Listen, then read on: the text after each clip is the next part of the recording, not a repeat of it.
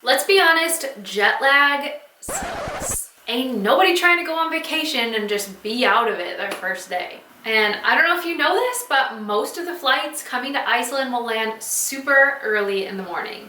Especially if you're coming from the US, you could be landing between 4 and 6 a.m. And then you have to stay awake for the whole day, when really it's like midnight where you are coming from. So your sleep cycle is going to be completely messed up. But don't worry, friends, because I have rounded up my best tips to help you avoid the jet lag coming to Iceland. There's no time to sleep.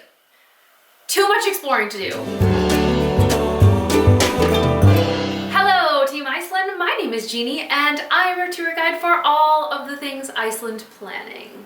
Today we are talking about my best tips for avoiding jet lag, because I don't know about you, but to me vacation time means exploring time, and I'm trying to see all the things and go all the places and not sleep in all the beds.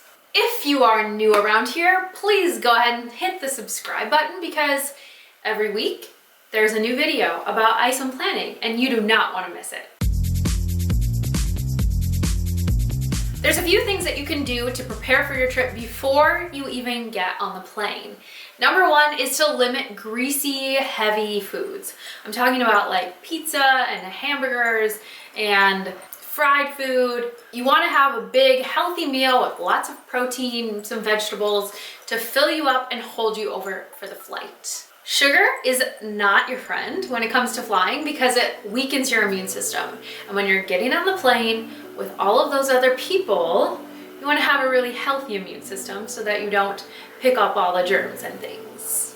So my pro tip is to pack your own snacks or even meals when you fly.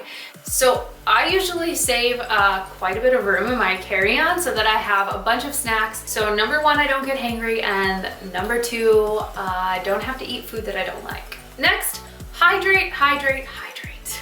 You do not want to be dehydrated when you go onto a flight. Flying also makes you dehydrated. I think that the air quality inside the plane is a lot lower than the other air quality in the world. So you're always dehydrated after you get off your flight. So I like to bring a reusable water bottle and fill it up after I get through security to make sure that I am hydrated for the flight. Speaking of drinking, you're gonna wanna limit the old caffeine and alcohol on your flight. That's not gonna be a popular opinion. No, but seriously, caffeine and alcohol also lowers your immune system and also messes with your sleep. So if you're planning on sleeping during the flight, then those things are gonna just get right in your way, and you do not want that. They're also going to dehydrate you, and we just talked about hydrating, so save the coffee and alcohol for when you arrive in Iceland. I recommend sleeping on the flight as much as possible. So depending on where you're flying from, your flight's gonna be maybe 5, 6, 7 hours to arrive in Iceland. My secret weapon is to always travel with an eye mask and earplugs so that you can get as much uninterrupted sleep as possible. So just remember, when you're landing in the morning, the flight is happening over the night. So then you have to sleep as much as possible so that you're not just completely exhausted when you arrive. Speaking of sleeping, you cannot nap when you arrive. I know, everyone has their own opinions on this, and some people are like, but I have to sleep. But it's better if you don't sleep. So it's really gonna mess with your internal alarm clock if you nap when you arrive. And this is including an hour or 2 hours of naps. So I really don't recommend that. It's gonna make you feel extra groggy when you wake up, and then it's also going to really mess with your internal alarm clock so that your body has no idea what time it is. Best advice is just to push through the beginning of the day and then head to bed early so that you can adapt to the new time schedule.